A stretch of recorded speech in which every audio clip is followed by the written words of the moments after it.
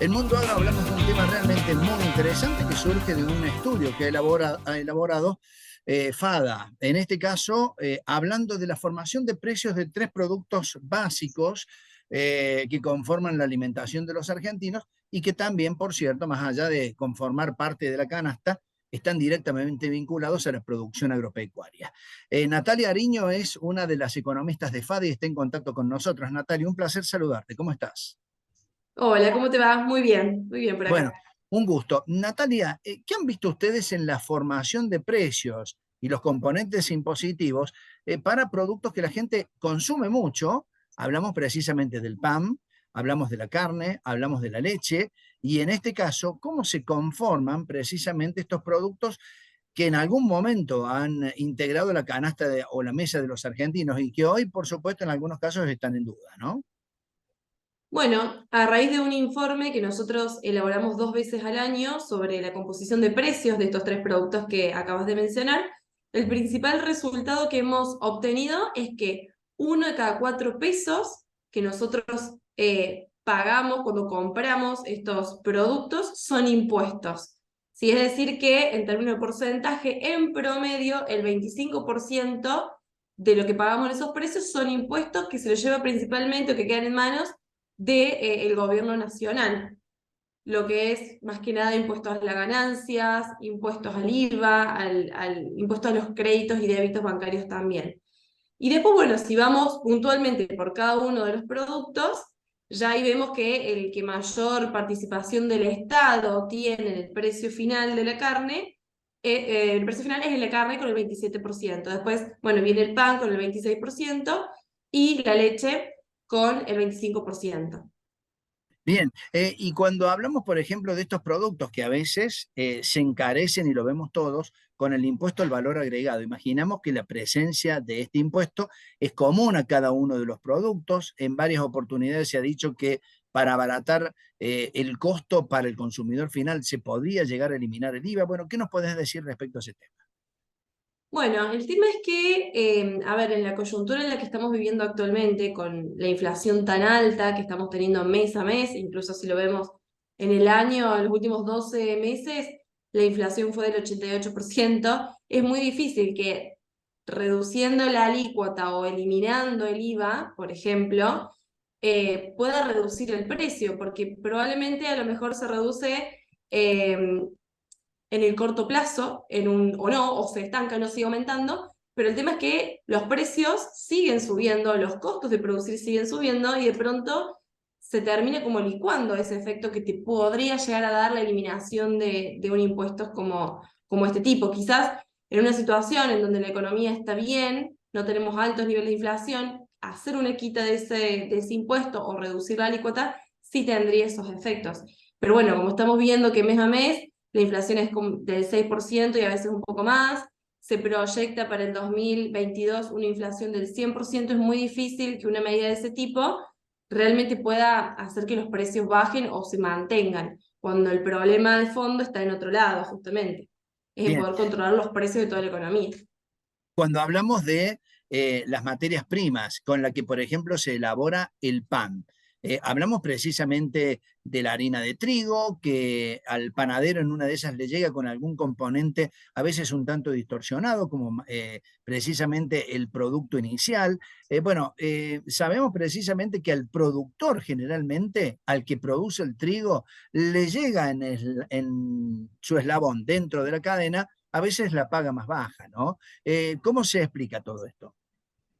Bueno, ahí en el caso del pan lo que hemos hecho es ver también la participación que tiene cada uno de los eslabones sobre el precio final, ¿no? Y bueno, ahí la principal conclusión que obtuvimos es que el trigo, o sea, la producción primaria, representa el 13% del precio final del pan. El molino, que es la etapa industrial, le suma el 6%. A eso se le suma la panadería con el 56% y lo que dijimos, el resto son impuestos. De esa forma nosotros analizamos la composición. Eh, Mucho se habla esto también de, bueno, cuál es el efecto que tienen los granos sobre el precio final, tanto del trigo en el caso del pan y el maíz en el caso de las carnes o la leche.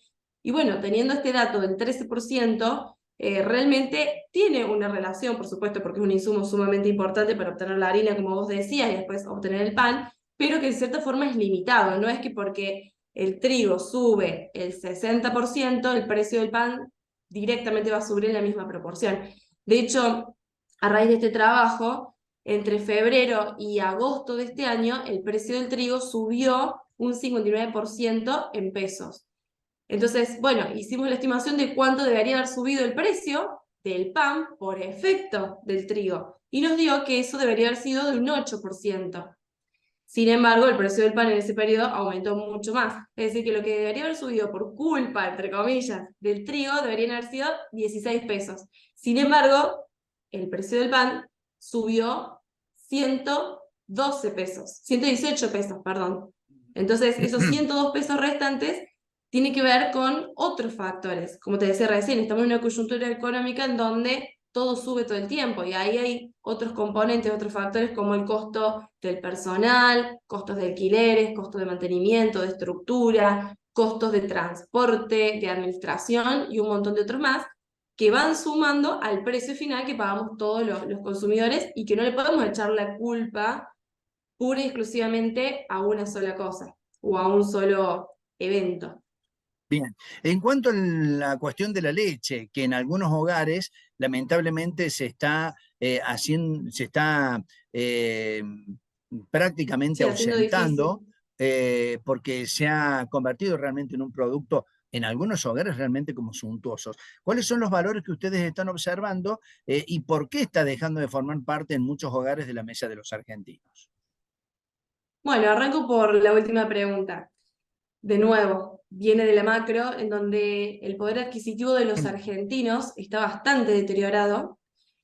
Si tomamos como ejemplo de diciembre del 2017 a la actualidad, ¿sí? Casi 5 años, 4 años y medio, los salarios reales han caído un 22%, ¿sí? Es decir, nuestro poder de compra es cada vez menor, es un 22% menos de hace un tiempo atrás. Y eso en términos del trabajador promedio, ni hablar si entramos a desglosar cuánto perdió de poder de compra un trabajador en el sector informal, otro en el sector privado y otro en el sector público, porque hay diferencias también. Por supuesto que en el sector informal la pérdida del poder de compra es mucho menor, y eso es lo que también se explica de por qué quizás muchos argentinos hoy no pueden estar comprando la carne, no pueden estar comprando leche. Y en segundo lugar, bueno, cuando analizamos toda la cadena en su conjunto, vemos que del precio que pagamos los consumidores, por ejemplo, supongamos entre 160 y 200 pesos, un sachet de leche, puede ser un poco más también, el tambo representa el 32% de ese precio, la industria representa el 31%, el comercio el 11%, y el resto son impuestos, el 26% son impuestos. Entonces, bueno, ahí también el hecho de que la participación del tambo, de la industria, sea en torno al 30%, no quiere decir que necesariamente sean los que se quedan con la mayor parte de la torta, en ganancias hablando, ¿no? Sino que justamente en el caso del tambo, por ejemplo, en el mes de medición, que fue el de agosto, han tenido costos muy elevados, que de hecho el precio que obtuvieron por el litro de leche cruda en el tambo, según nuestro modelo, no alcanzó a cubrir la totalidad de los costos más los impuestos. Entonces, incluso hasta tuvieron un margen negativo. Y no necesariamente quiere decir que tuvieron la gran ganancia, entonces, esa participación, sino que son tan altos los costos que se tiene de producir, que bueno, que la participación es más importante quizás que o el comercio o la industria por un solo punto.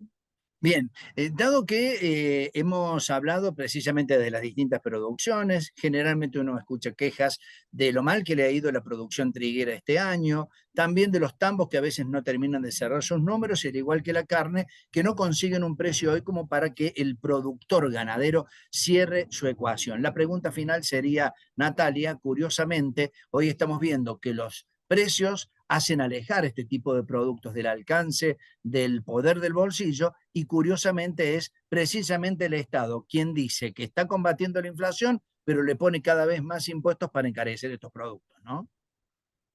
Bueno, sí, yo creo que la vía para poder salir de este círculo es que justamente tengamos un plan macroeconómico consistente, que nos digan a la población, bueno, este va a ser el rumbo con las medidas que se tengan que tomar, y no con parches que no solucionan el problema de fondo, que es la inflación, que es la pérdida de valor de nuestra moneda, que cada vez necesitamos más cantidad de pesos para comprar exactamente lo mismo que hace un mes atrás o incluso años atrás. Entonces, yo creo que va por ese lado, y bueno, desde ya que las políticas públicas que se implementen sean consistentes y sean claras para que el sistema productivo, ahí donde está la fuerza de generar producción, de generar divisas, de generar empleo, lo pueda hacer tranquilo y lo pueda hacer bien, ¿sí? No tener que estar buscando de qué forma cubrir los costos, de qué forma poner un precio para que le cierre el negocio, sino que, bueno, haya reglas de juego claras para que podamos salir adelante, de la mano también de las políticas públicas, de poder normalizar